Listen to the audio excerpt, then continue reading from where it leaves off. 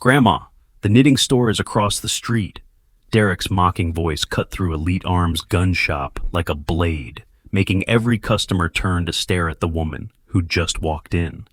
Vera Mitchell, 52 years old, with silver-streaked hair and hands that trembled slightly, stood in the doorway wearing a faded denim jacket and worn sneakers. The tremor in her right hand was particularly noticeable as she adjusted her canvas bag. "Look at those shaking hands." A customer in designer tactical gear laughed, pointing at Vera. "Can't even hold a coffee steady, let alone a rifle." Another man in an expensive suit chimed in. "Someone call her grandkids. She's lost." The shop erupted in laughter. 20 witnesses, all focused on the older woman who seemed so out of place among the gleaming weapons and testosterone-filled atmosphere. Derek, the 25-year-old sales associate with slicked-back hair and a smirk, stepped forward. "Ma'am, seriously, you're in the wrong place. This is for serious shooters, not—" He gestured dismissively at her trembling hands. "Not whatever this is." Vera's gray eyes remained steady despite the shaking in her hands. She took 3 steps forward, her worn sneakers silent on the polished floor. The tremor didn't stop, but something in her posture made the laughter falter for just a moment. Soon, every single person in this room would be desperate to take back their words. If watching someone get dismissed because of their age or appearance strikes a nerve with you, then you're in the right place. Hit that like button right now and subscribe, because these stories matter. And if you truly believe in standing up for those who are underestimated, the thanks button below helps me keep bringing you these powerful tales of hidden strength. Now, let's see what Vera does next. Derek leaned against the glass counter, his arms crossed, enjoying the show. "Parkinson's acting up. Grandma, maybe you should head back to the nursing home before you hurt yourself." The venom in his voice was deliberate, calculated to get more laughs from the growing crowd. And it worked. A group of young men in tactical vests high-fived each other, their phones already out, recording what they assumed would be viral content of an old lady embarrassing herself. Vera set her canvas bag down gently on the floor. The movement controlled despite the visible tremor. She straightened up, and for the first time, her feet shifted into a stance that made Jake, a veteran standing near the ammunition display, narrow his eyes. It was subtle, feet shoulder-width apart, weight distributed evenly, center of gravity low, the kind of stance you didn't learn at a weekend shooting class. "Barrett M82A1 CQB variant," Vera said, her voice cutting through the laughter like a knife through paper. "The one with modified buffer spring?" The shop fell silent for exactly 2 seconds. The model she'd just named wasn't on any public catalog. It wasn't supposed to exist outside of classified military contracts. Derek's smirk wavered, but he recovered quickly, doubling down on his mockery. "Oh, so Grandma's been watching YouTube videos. Cute. Let me guess, you saw it in a Call of Duty game?" More laughter rippled through the crowd, but it was thinner now, less certain. A woman in a Gucci blazer and 4-inch heels clicked forward. Her glossy red lips curled in a patronizing smile. "Honey, this isn't a museum. These weapons are for people who actually know how to use them. Why don't you try the pawn shop down the street? I'm sure they have some nice antiques more your speed." Vera's trembling hand reached for her glasses case, pulling out a pair of reading glasses that had seen better days. The movement drew attention to a faint scar on her wrist, a perfect circle, old and faded, the kind of mark that made Jake step unconsciously closer. He'd seen scars like that before. Bullet wounds left a specific signature, especially when they went clean through. "Serial number should start with CQB47, Vera continued, adjusting her glasses with shaking fingers. "Barrel length 20 inches, not the standard 29, titanium firing pin, not steel, magazine modified to hold 7 rounds instead of 10 for weight distribution." Robert Chen, the store manager, had just emerged from the back office when he heard the specifications. A former Marine in his 40s with a buzz cut gone gray at the temples. He froze mid-step. Those weren't details you could find online. Those were manufacturer specs that only someone who had handled the weapon would know. More importantly, They were classified specifications. Derek noticed Robert, but misread his expression entirely. Hey, Robert, we got ourselves a Wikipedia warrior here. Grandma thinks she knows our inventory better than we do. He turned back to Vera, his voice dripping with condescension. Security, we need to escort this lady out before she has a senior moment and hurts herself. But no security came. Instead, Jake moved closer, his eyes fixed on the way Vera's hands trembled. It wasn't the shake of age or fear. It was too rhythmic, too specific to certain positions. Nerve damage, he realized.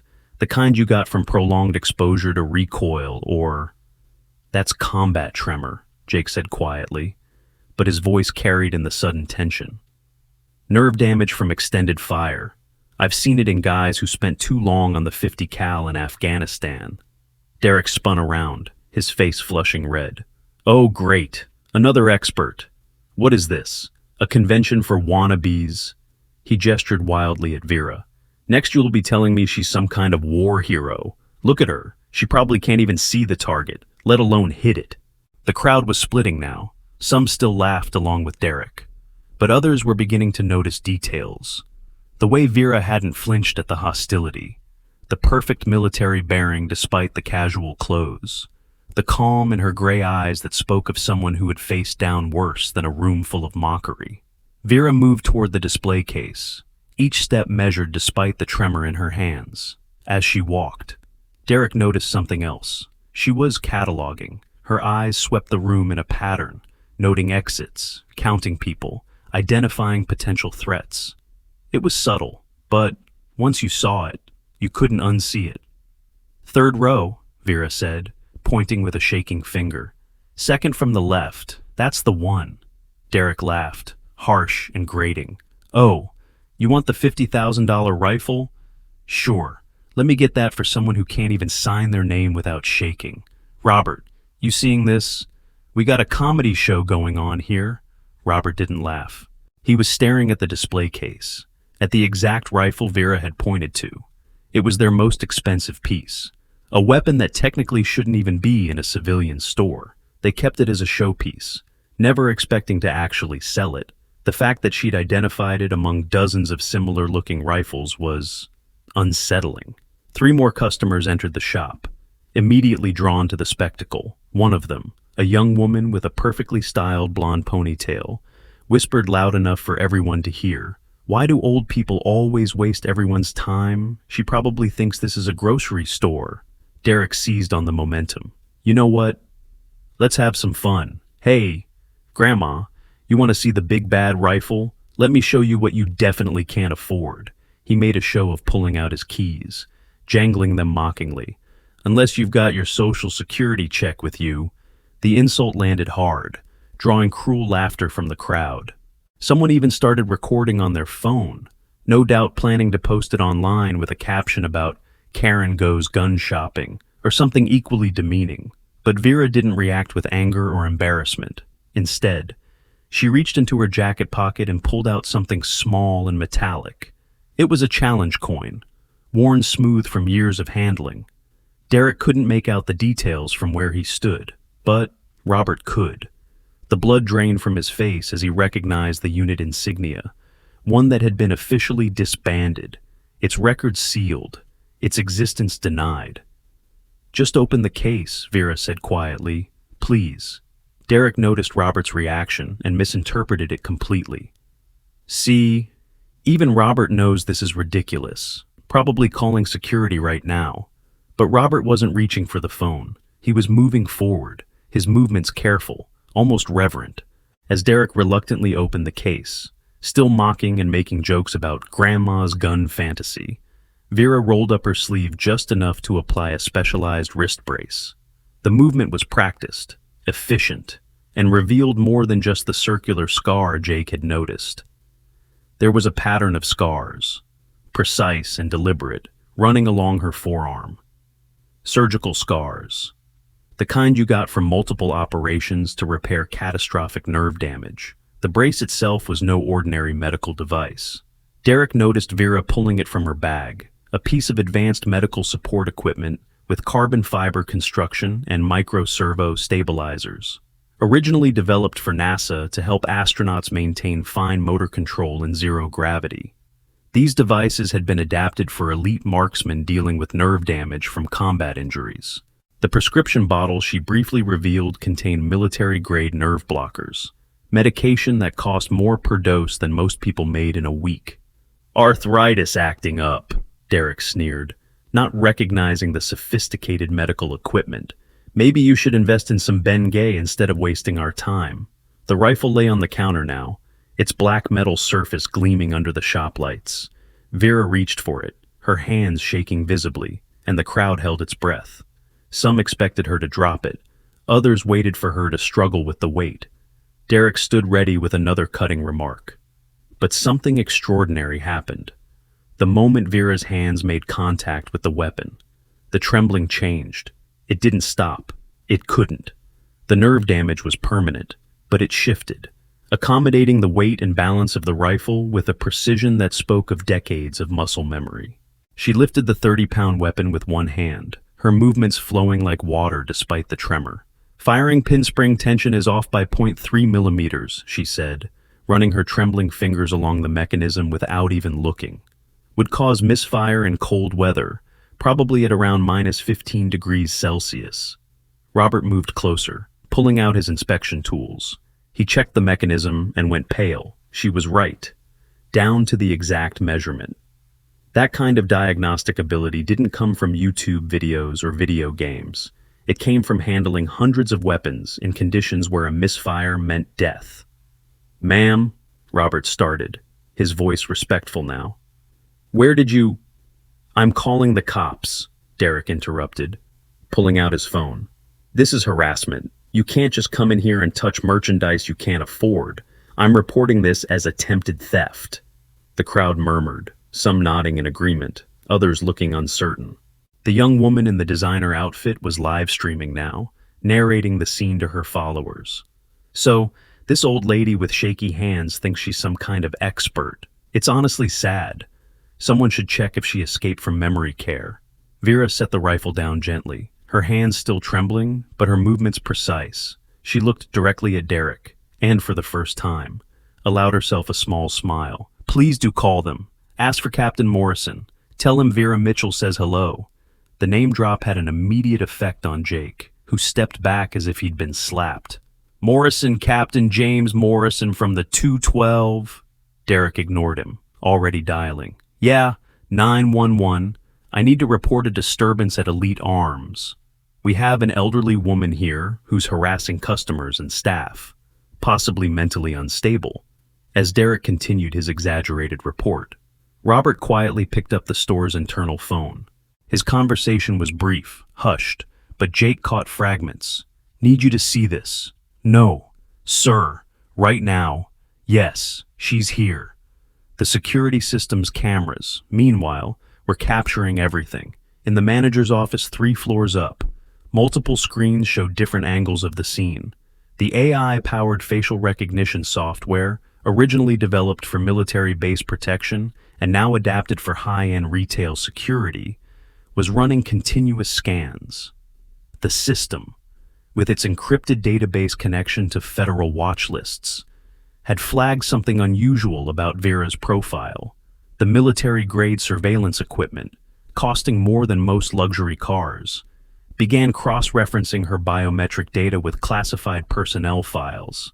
But the real revelation came from an unexpected source. One of the customers, an older man who'd been quietly browsing ammunition in the corner, suddenly straightened up. He'd been watching the scene unfold with growing unease, but when Vera had lifted the rifle, when he had seen the specific way her hands had moved despite the tremor, recognition dawned on his face. "Holy Mary, Mother of God," he whispered. Then louder, "QSI-7, you're QSI-7. The shop fell silent. Even Derek paused in his call to 911. QSI-7 wasn't a designation most people would recognize. But Jake did, Robert did, and judging by the sudden shift in atmosphere, at least a few others did too. "Quantico sniper instructors," Jake said slowly, as if speaking the words might make them less real. "The ones who train the trainers, the ghosts who don't exist." Derek laughed, but it was forced now, nervous. Right. And I'm Navy SEAL Team 6. Come on. People, don't buy into her delusion. She probably heard that in a movie, but Robert was already moving, heading to the back office with quick, purposeful strides. He returned carrying an old leather-bound book, its pages yellowed with age, the shop's history log, dating back to the store's founding in '95. He flipped through pages with practiced efficiency until he found what he was looking for. A photograph, faded but clear enough, a group of instructors at a military ceremony. And there, in the center, a younger woman with the same gray eyes, the same determined set to her jaw. The caption read, Chief Instructor V. Mitchell receiving commendation for training excellence, 1998. That's impossible, Derek said, but his voice had lost its edge. That could be anyone. You can't seriously believe... Shut up, Derek. The command came from Robert, sharp and final. Just shut up for once in your life. The crowd was buzzing now, phones out, recording everything. The narrative had shifted, but most still didn't fully grasp what was happening. Some thought it was a prank, an elaborate setup for social media. Others sensed something deeper but couldn't quite place it. Vera stood quietly through it all, her hands still trembling, her expression calm. She'd been through this before. The disbelief, the mockery, the slow dawning recognition. It never got easier. But she'd learned long ago that the truth didn't need her to defend it. It would defend itself. One shot, she said quietly, cutting through the noise. Give me one shot at 500 meters, and then I'll leave. The range was attached to the back of the shop, a point of pride for elite arms. They boasted the longest indoor range in the state, with electronic targets and wind simulation for serious long-distance practice. Derek scoffed at the suggestion. 500 meters, lady. Olympic shooters struggle at that distance. You can't even hold your hands steady. This is getting pathetic. But Robert was already nodding. Clear the range, he ordered. Everyone out except essential personnel. You can't be serious, Derek protested. She could hurt someone. Look at her hands, Robert. I'm calling corporate if you... Call whoever you want, Robert said, after she takes the shot. The crowd moved like a tide toward the range entrance, their mockery replaced by curiosity. The woman in designer clothes was narrating breathlessly to her phone. Okay, so apparently this old lady with shaking hands thinks she can make some impossible shot. This is either going to be amazing or amazingly embarrassing. Someone had set up a target at the far end, not just any target, but the store's challenge coin, a silver dollar-sized piece of metal suspended on fishing line, swaying slightly in the ventilation current. It was a running joke at the store. In 3 years, no one had managed to hit it. The best shooters in the state had tried and failed. Vera walked to the firing line, her gait steady despite the tremor. She knelt slowly, acknowledging silently that her knees weren't what they used to be. The crowd pressed against the viewing window, phones raised, waiting for the spectacular failure they were sure was coming. As she settled into position, Vera's entire demeanor transformed. The tremor was still there, but it seemed to integrate into her stance, becoming part of her rhythm rather than fighting against it. She pulled a pair of worn shooting gloves from her bag. The leather cracked but soft, molded to her hands from years of use. This is insane, Derek muttered, but even he couldn't look away. Vera took her time with the rifle, adjusting the scope with minute movements. Her breathing slowed, became measured. Those who knew what to look for could see it, the way her body aligned with the weapon, the perfect triangle of support, the way even her tremor seemed to follow a pattern that wouldn't interfere with the shot. Seeing her stand there with trembling hands while everyone watched, what would you have done? Would you have spoken up or stayed silent? Drop your answer in the comments below, because I genuinely want to know. Meanwhile, let's see how deep this disrespect goes. The first shot rang out like thunder in the enclosed space. The coin didn't just move, it rang like a bell. A perfect hit dead center, but Vera wasn't done. She adjusted slightly, her trembling hands somehow steady in their purpose, and fired again. The coin split along the edge, a piece breaking off. The silence was deafening. Then, as if choreographed, every phone in the crowd lowered. The live stream commentary stopped. Even Derek's mouth hung open, no sarcastic comment ready. "Third shot," Vera announced calmly, to prove it wasn't luck. This time, she closed her eyes before firing. The remaining piece of the coin disintegrated, leaving only the fishing line swaying in the air. It was impossible. It was magnificent. It was everything they'd said she couldn't do, done with hands that shook and eyes they'd mocked as too old to see. Jake was the first to speak, his voice rough with emotion. "In 15 years of competition shooting, I've never seen anything like that. Not with perfect hands. Sure as hell not with combat tremor." The woman who had been live streaming had lowered her phone completely, her face flushed with what might have been shame. The designer-clad crowd that had laughed so readily was silent now, processing what they had witnessed. Someone in the back whispered, "Did she really just do that with her eyes closed?" But the real shock was yet to come.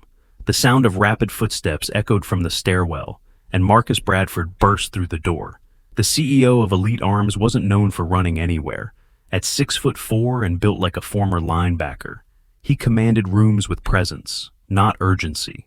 But here he was, his $1,000 suit disheveled, his face flushed from taking the stairs 3 at a time.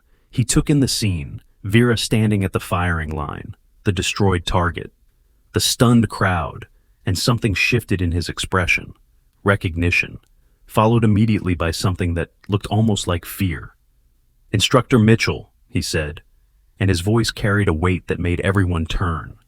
Then, in a move that shocked everyone present, Marcus Bradford, CEO of the largest gun retail chain in the Southwest, dropped to one knee in a perfect military genuflection. "Ma'am," he continued, his voice thick with emotion. "Cadet Bradford, Class 4 November '98. You saved my life in Kabul." The room erupted, phones came back up, recording this impossible scene. Derek's face had gone from red to white, his phone hanging forgotten in his hand, still connected to 911. The operator's voice could be heard faintly. Sir, are you still there? Do you need assistance?" Vera looked down at Marcus, and for the first time since entering the store, her expression softened. "Stand up. Marcus, you know I never liked the formality." But Marcus didn't stand. Instead, he looked around the room, his eyes finding each person who had mocked, each face that had laughed. When he spoke, his voice carried the authority of command. "This woman," he said, "is Vera Mitchell, the Phantom Mother, chief instructor at Quantico Sniper School for 25 years. She trained me. She trained my instructors. She trained the people who trained SEAL Team 6. He paused, letting that sink in. The tremor in her hands, nerve damage from pulling 6 wounded Marines out of a burning Humvee in Iraq. 2003. She stayed under fire for 45 minutes, providing cover with a damaged rifle and a separated shoulder, saved every one of them. The silence in the room was absolute now. Even the ventilation seemed to have stopped, as if the building itself was holding its breath. The woman in the designer outfit had tears running down her face, ruining her perfect makeup. The young men who'd high-fived over their mockery looked like they wanted to sink into the floor. Derek finally found his voice, though it came out as barely more than a whisper. But she... I didn't... No, Marcus said, finally standing. You didn't. You saw an older woman with shaking hands, and you assumed she was weak, assumed she was less than, assumed she didn't belong. He turned to face Derek fully. You're fired, effective immediately. Clear out your locker. But Mr. Bradford, Did I stutter? Derek, you're done. Security will escort you out. Vera raised a hand. Marcus, wait. The boy made a mistake. We all do. Maybe... No, ma'am. Respectfully, no. Marcus's voice was firm. Disrespect has consequences. Judgment based on appearance has consequences. He had 20 chances to show basic human decency and failed every one. The crowd was shifting now, some people trying to edge toward the exits, others pressing closer as if proximity to Vera might somehow absolve them of their earlier laughter. Jake had straightened to attention without realizing it, his body responding to decades-old training. Robert still clutched the history book, his knuckles white. One of the young men who had been filming earlier stepped forward hesitantly. "Ma'am, I'm sorry. My dad served. I should have known better. I should have—" His voice broke. Vera looked at him, her gray eyes kind despite everything. "What's your name, son?" "Tyler, ma'am, Tyler Rodriguez." "Well, Tyler, you've learned something today. That's what matters." She turned to address the room. "You all have. Sometimes the most dangerous person in the room is the one who looks the least threatening. Sometimes strength comes wrapped in unexpected packages." Someone in the back called out, "Were you really at Quantico for 25 years?" Marcus answered for her. "Ma'am holds the record for successful training completions. Over 3,000 snipers passed through her courses. She wrote the manual that's still used today, literally wrote the book on long-distance precision shooting." "The tremor," another voice asked hesitantly. "How do you shoot with nerve damage?" This time Vera answered, "You adapt. You learn your body's new rhythm. You make the tremor part of your technique instead of fighting against it. The same way you adapt to wind, to distance, to pressure. A good sniper doesn't fight conditions. They flow with them." The woman in the Gucci blazer had moved closer, her phone forgotten. "I'm so sorry," she said, her voice small. "I said terrible things. I judged you. I don't even know how to apologize enough." "Then don't," Vera said simply. "Just do better next time. See people for who they are, not what you assume them to be." But the revelations weren't over. As the crowd processed what they'd learned, as Derek was escorted out by security, his face a mix of shock, shame, and growing anger, the story began to spread beyond the walls of Elite Arms. The live streams, the videos, the photos, all of it was already racing across social media. Within minutes, the hashtag Phantom Mother was trending. Veterans across the country were sharing their stories, their memories of the legendary instructor who had shaped a generation of military marksmen. Photos surfaced.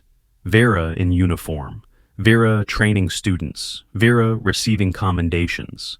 Each image showed the same steady gray eyes, the same determined set to her jaw. Back in the store, Marcus was still processing his own emotions. "Ma'am, when I saw you on the security feed, the way you held the rifle, I knew. I ran down here as fast as I could, but—" He gestured helplessly at Derek's retreating form. "I'm sorry for how you were treated. In my own store. It's unforgivable." Vera adjusted her glasses, the tremor in her hands as constant as her calm. "It's not your fault, Marcus. People see what they expect to see. An older woman with shaking hands, they fill in their own story. But they shouldn't," a new voice interjected. It was Jake, who had moved closer. "Ma'am, I served 2 tours in Afghanistan. If I'd been paying attention, really looking, I would have seen it. Your stance, the way you catalog a room, the pattern of your tremor, it all screams trained operative." Robert finally spoke up. "The QSI program was classified, wasn't it? I mean, we've all heard rumors, but—" "Some secrets aren't worth keeping," Vera replied. "Yes, it was classified. Technically, still is. But when you train that many people over that many years, word gets out. The Phantom Mother nickname came from my students. Said I could appear anywhere on the range without them hearing me coming." Tyler, the young man who'd apologized earlier, raised his phone. "Ma'am, would it be okay if I got a picture with you? My dad would never believe this. He used to tell stories about the ghost instructors at Quantico." Vera smiled. "Of course. But first, let me tell you something about your father." As the afternoon wore on, the dynamics in Elite Arms had completely transformed. What had started as cruel mockery had become something else entirely, a masterclass in humility, respect, and the danger of assumptions. The security footage would later show the exact moment the power shifted, when recognition dawned and superiority crumbled into shame. Derek, meanwhile, sat in his car in the parking lot, watching his phone explode with notifications. The videos were everywhere, his face, his words, his cruelty, all preserved in digital amber. Job offers he'd been considering were already being rescinded. His girlfriend had texted asking if the horrible guy in the viral video was really him. He'd thought himself superior because of his youth, his steady hands, his position behind the counter. He'd seen surface details and built an entire narrative around them, never considering what might lie beneath. Now, as his carefully constructed life began to crumble, he was learning what Vera had tried to teach with Mercy, that actions have consequences, that respect must be universal, not conditional. Inside, Vera was surrounded by people eager to make amends, to hear her stories, to learn from someone they'd dismissed minutes before. But she wasn't interested in a fan club or hero worship. Instead, she did what she'd always done. She taught. "Who here has actually fired at distance?" she asked. Several hands went up. "Good. Let's go back to the range. I'll show you how to read wind patterns in an indoor environment." Yes, there are wind patterns indoors. Everything affects a bullet's flight. The trick is knowing what to look for. As the group moved toward the range, Marcus pulled Robert aside. "I want her story on our wall, full display, and I want a new policy implemented immediately. Anyone who shows disrespect to a customer based on appearance is gone. No warnings, no second chances." Robert nodded, but his attention was on Vera, who was now demonstrating grip techniques that accommodated various physical limitations. "You know what gets me," he said quietly. She could have shut Derek down immediately, could have thrown her credentials in his face from the start, but she didn't. "That's not her style," Marcus replied. "Never was, at Quantico. She used to let cocky recruits underestimate her. Said the lesson hit harder when they figured it out themselves. Guess some things don't change." As the afternoon sun slanted through the shop windows, casting long shadows across the floor, the aftermath continued to ripple outward. The videos had gone beyond viral. They were becoming a cultural moment. News outlets were picking up the story. Veterans organizations were sharing it. The phrase, "Don't judge a book by its cover," was being replaced with, "Remember the Phantom Mother." But for Vera Mitchell, standing at the range and quietly instructing a group of humbled shooters, it was just another day of doing what she'd always done, teaching, adapting, and proving that true strength has nothing to do with steady hands or young eyes. The tremor in her hands never stopped, but then again, neither did she. As the range session continued, more stories began to emerge. Each person Vera corrected, each technique she demonstrated, seemed to unlock another memory from someone in the crowd. A middle-aged woman who ran a training academy in Houston tearfully admitted that she'd been one of Vera's students in 2003, right before the Iraq incident. "You told me I wasn't cut out for field work," the woman said, her voice thick with emotion. "I was so angry at the time, but you were right. You saved my life by keeping me stateside. I became an instructor instead, and I've trained hundreds of officers using your methods." Vera adjusted the woman's stance slightly, her trembling hands surprisingly gentle. "Catherine Chen, I remember you. Exceptional technical skills, but you froze under pressure. Your talent was in teaching, not combat. I'm glad you found your path." The afternoon was wearing on, but no one wanted to leave. Even customers who had come in for simple purchases found themselves drawn into the impromptu masterclass.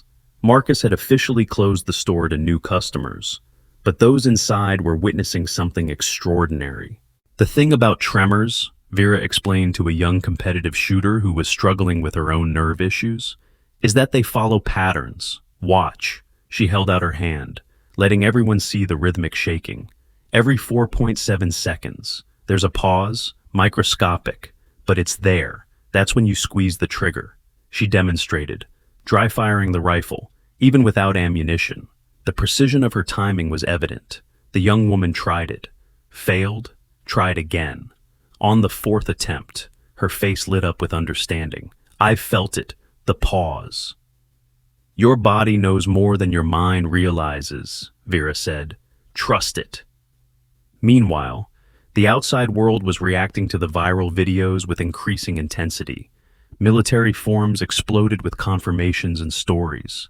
A retired general posted a photo of Vera from '95 standing next to a group of Navy SEALs she'd trained. Another veteran shared a handwritten note she'd sent him after he'd lost his trigger finger in combat, detailing adaptations that allowed him to return to active duty. But it wasn't all positive. Derek, still sitting in his car, had started posting his own version of events, claiming he had been set up, that it was all a publicity stunt.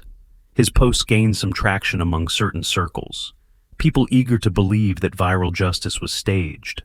This narrative might have gained momentum if not for what happened next. 3 black SUVs pulled into the Elite Arms parking lot. Their arrival swift and coordinated. Men and women in crisp military uniforms emerged, their bearing unmistakable. Leading them was a woman in her 60s, her hair steel gray, her rank insignia marking her as a full colonel. She entered the store with purposeful strides, her team flanking her. The atmosphere shifted immediately. This wasn't a social visit. Customers instinctively stepped back, creating a path. Marcus started forward, ready to handle whatever official business had arrived at his doorstep. But the colonel walked past him, past everyone, straight to Vera. "Instructor Mitchell," she said formally. Then her composure cracked slightly. "Vera, we need to talk." Vera set down the rifle she'd been demonstrating with, her expression unreadable. "Hello, Patricia. It's been a while." 12 years, Colonel Patricia Hawkins replied. 12 years since you disappeared after the review board cleared you. We looked everywhere." The crowd was frozen now, sensing they were witnessing something beyond their understanding. Marcus quietly ushered people back, giving the 2 women space while keeping everyone close enough to hear. Whatever was happening, it was happening publicly. "I didn't disappear," Vera said mildly. "I retired. There's a difference. You retired without notice, without ceremony, without letting any of us say goodbye or thank you." Patricia's voice carried old hurt alongside the authority. "Do you have any idea what your students went through, what I went through? You did fine without me. That's not the point, and you know it." Patricia pulled out a sealed envelope from her jacket. "This has been waiting for you for over a decade. Your final commendation, the one you never let us give you." Vera didn't take the envelope.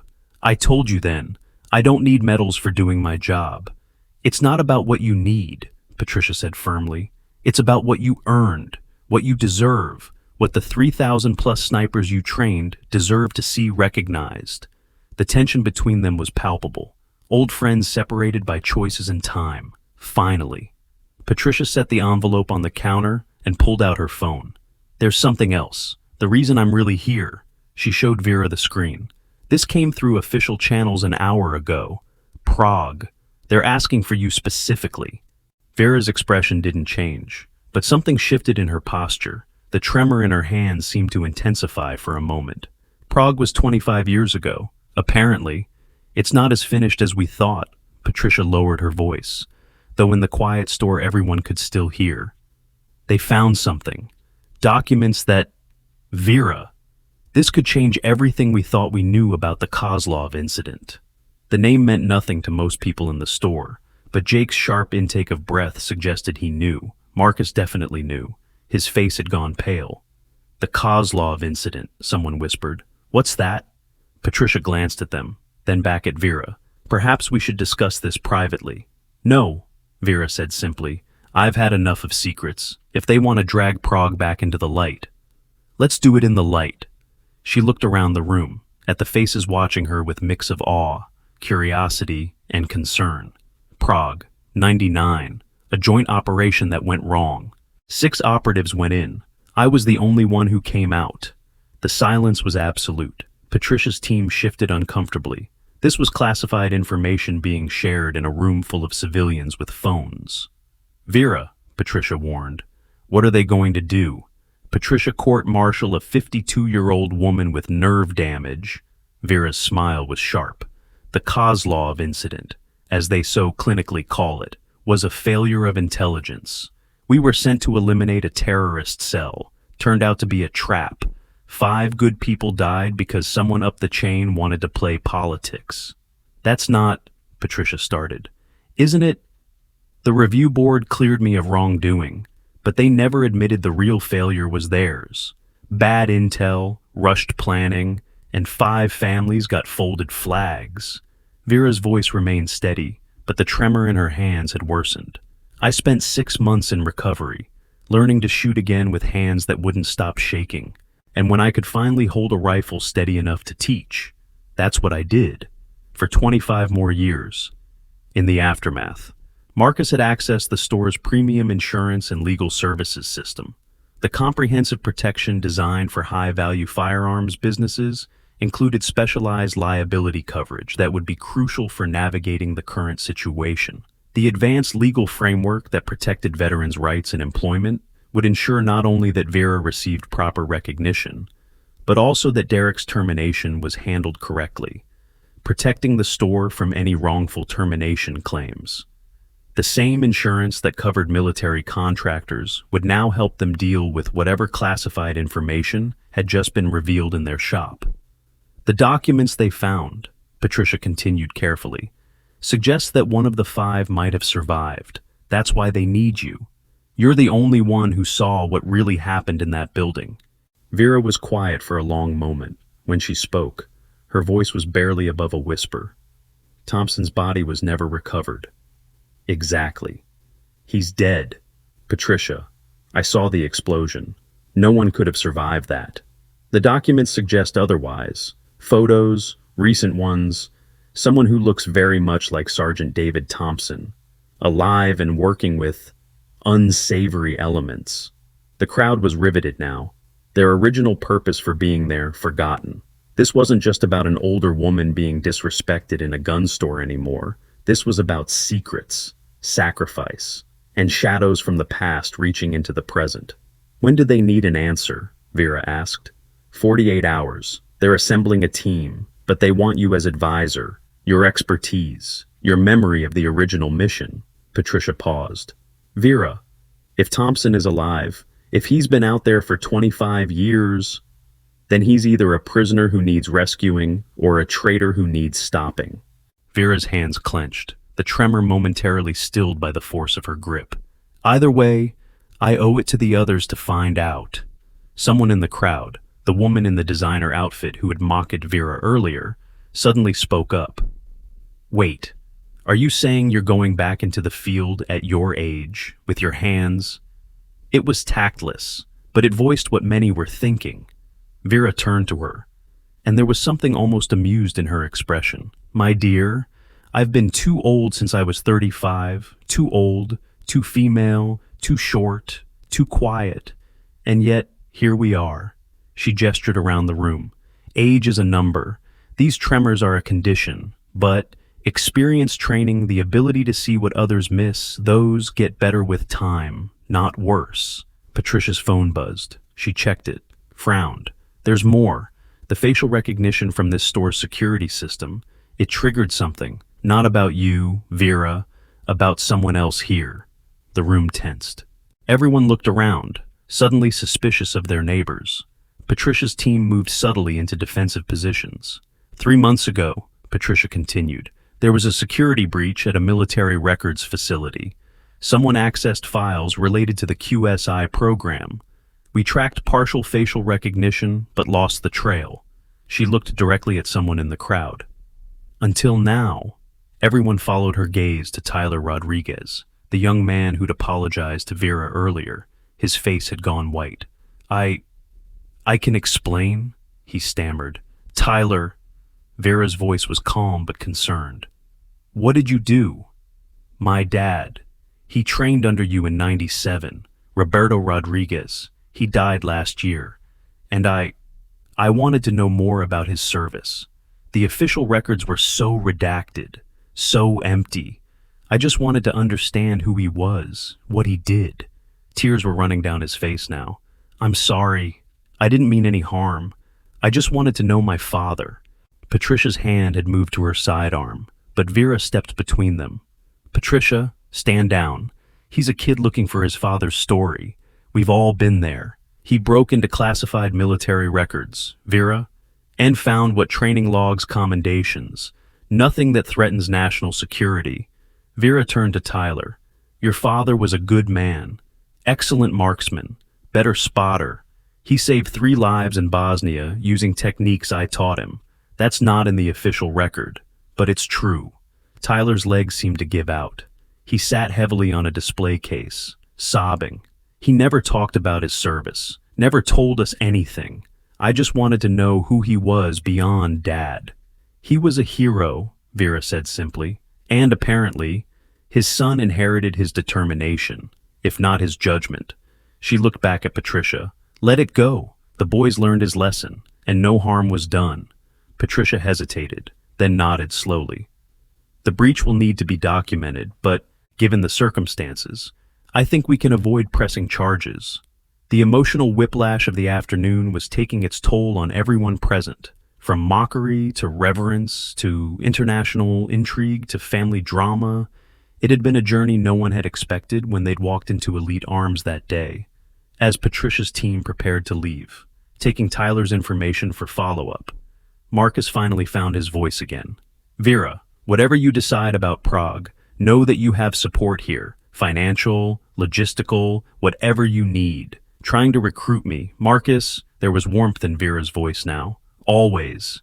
He smiled, then grew serious. You saved my life in Kabul, pulled me out of a burning building, while half the Taliban tried to kill us both. I never got to properly thank you for that. You just did. Vera picked up the envelope Patricia had left, still sealed after 12 years. Sometimes the best thanks is living well. You've done that. The crowd was beginning to disperse now, people heading for exits with stories they had been telling for years. But Derek, who'd been watching from his car, chose that moment to return. He burst through the door, his face red with anger and humiliation. This is all fake, he shouted. It's a setup, actors, nobody's buying this crap. Security moved to intercept him. But Vera raised a hand. Let him speak. You think I'm stupid? Derek continued, spittle flying. Secret missions Prague, some mystery military drama, this is viral marketing or some reality show, BS. Derek, Marcus said warningly. No, I'm not losing my job over some elaborate prank. He pulled out his phone, showing a screen full of messages. Look at this. My life is ruined because of your little show. Well, I'm not playing along anymore. He lunged toward Vera, whether to grab her or push her. No one was quite sure, but training that had been drilled into muscle memory doesn't fade, even with nerve damage. Vera sidestepped smoothly, using Derek's momentum against him. He stumbled past her, crashing into a display case.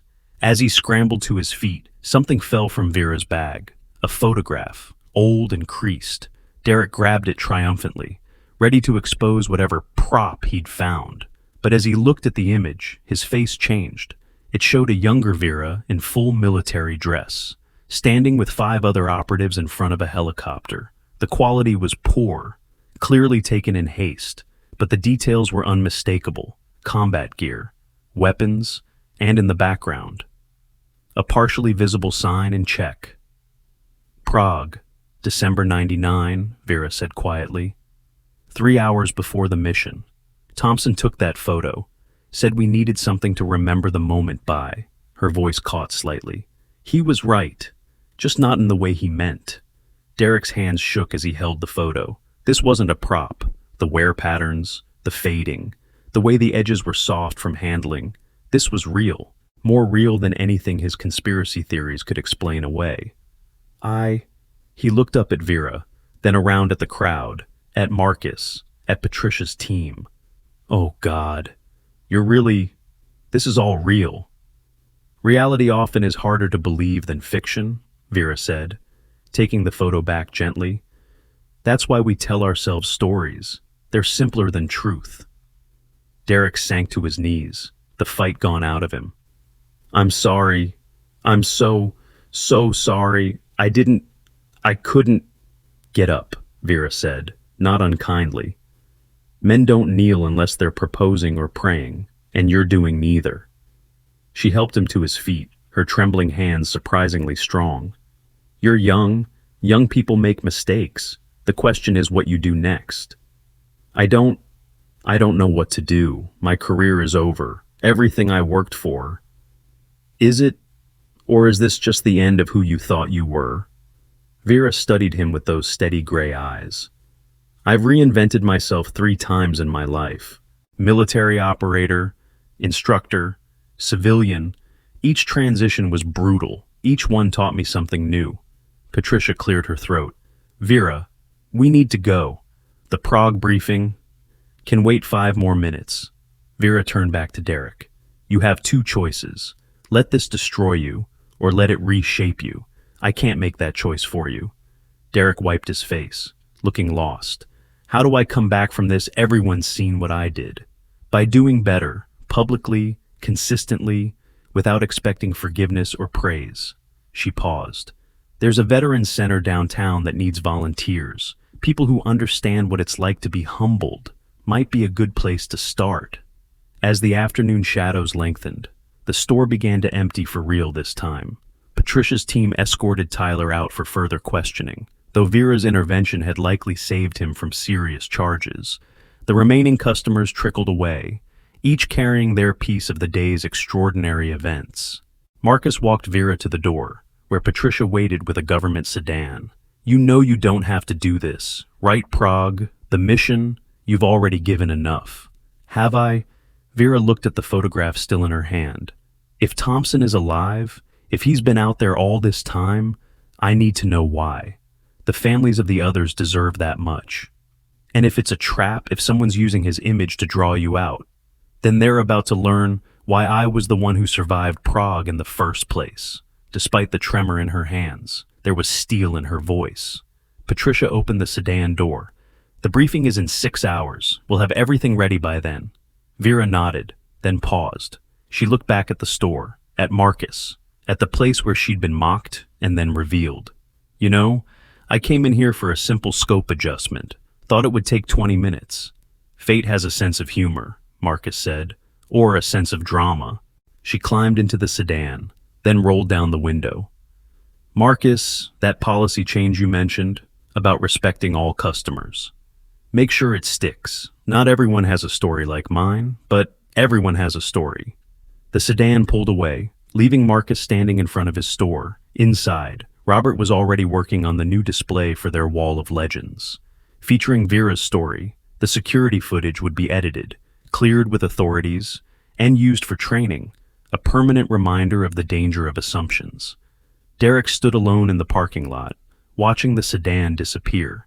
His phone buzzed with another message, another piece of his old life crumbling, but for the first time since the confrontation began, he wasn't thinking about himself. He was thinking about a woman with trembling hands who could have destroyed him completely, but chose to offer him a path forward instead. He pulled up the address for the Veterans Center on his phone. Tomorrow, he decided. Tomorrow, he'd start becoming someone better. As the sun set over the city, Vera Mitchell sat in the back of a government sedan, heading toward a briefing about ghosts from her past. The tremor in her hands was constant, familiar, almost comforting in its reliability. She'd learned to work with it, not against it, just as she'd learned to work with age, with doubt, with the weight of secrets carried for decades. Her phone buzzed, a message from an unknown number. She opened it to find a simple text. Prague remembers, do you? She deleted the message without responding, but her jaw tightened. Someone knew she was coming, someone who had been waiting 25 years for this moment. Patricia glanced back from the front seat.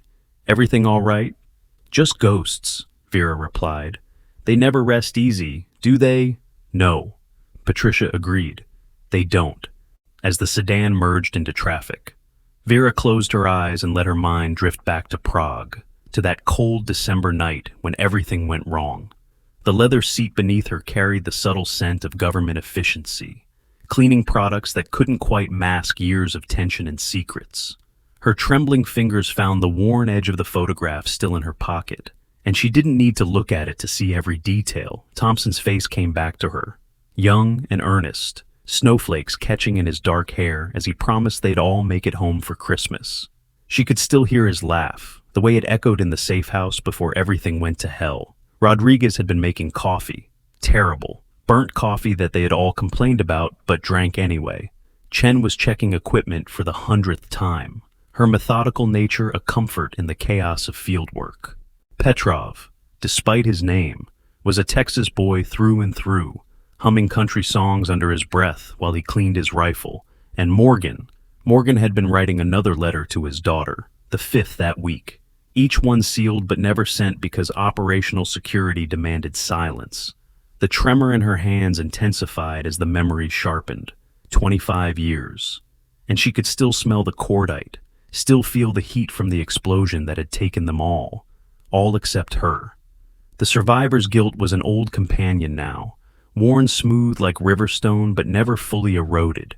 She'd carried it through every class at Quantico, every student she trained, every life she shaped.